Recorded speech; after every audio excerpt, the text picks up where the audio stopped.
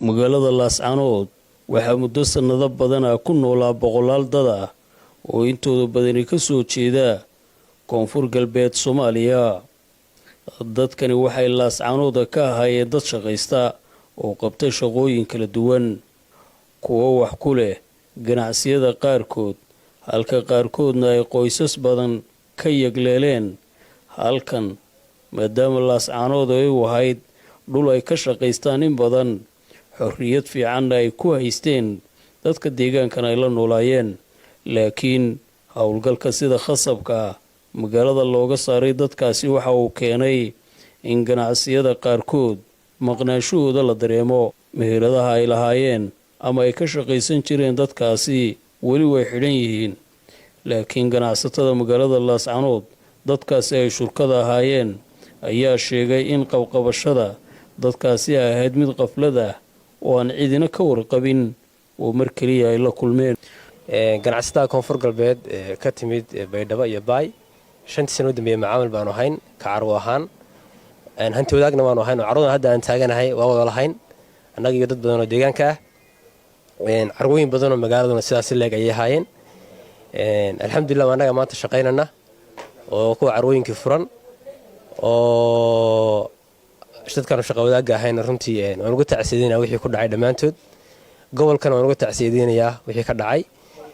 ma ahayn wax la filayay, waxay ahayd wax qaflada, wax bulshada ogeydna maaha, wax ganacsatada ogeydna maaha. run ahaantii carwadii waa furan tahay, waanu shaqaynanaa, hanti wadaag baanu hayn, hantidiina hadba qofkii haya ayaa aaminkeeda leh. bulshada reer Sool iyo bulshada reer Baydhabo waxaa leenahay isku mid baad ahaydeen xagga ganacsiga, laakiin maamul iyo culays ka yimid dhanka dawladda ayaa keentay in dadkii ay taasi ku dhacdo. shaqooyinka ugu badan ee dadka la raafay waxaa ka mid ah nadaafadda, baabuur dhaqista, dhismaha guryaha. kuwii la midka ahaa shaqooyinkaasi iminka way haawanayaan. halkan waxaa ku yaala geerash ay ka howlgeli jireen dhowr ka mid a dadkii la raafay. keliya may ahayn dadka baabuurta farsameeya sida uu sheegay mulkiilaha geerashkani. sidoo kale shaqaalaha geerashkan la raafay waxay tababari jireen dhalinyaro reer Laascaanood ah oo xirfado ka baran jiray. geerash baan halkan ku haystaa. geerashka dhalinyaro fara badan oo reer koonfur baa ka shaqayn jiray. dhalinyaradii hadda intooda badan qaarna ayaga cararay, qaarna waa la kaxaystay. hadda geerashkii waxa waaye magaalada wax buu ku soo kordhiyo dhalinyaro fara badan oo maarta deegaanka baa wax ka baran jiray. dhalinyarada hadda deegaanka waxa waaye hadda waxbarashadoodu waa joogsatay, dadkii macaabiisha loo shaqaynayay shaqadoodii waa joogsatay. marka de waa loo baahan yahay dadka in maarta masaakiinta maarta shaqaysan jiray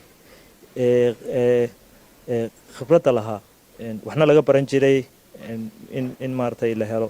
bannaanaanta dhinaca shaqada ee magaalada Laascaanood ku soo baxday ee ka dhalatay dadkii la raafay ayaa u muuqata mid keeni karta hoos u dhac dhaqaale, sida uu ku doodaya mid ka mid ah dadka dhaqaalaha falanqeeya oo ku sugan magaalada Laascaanood.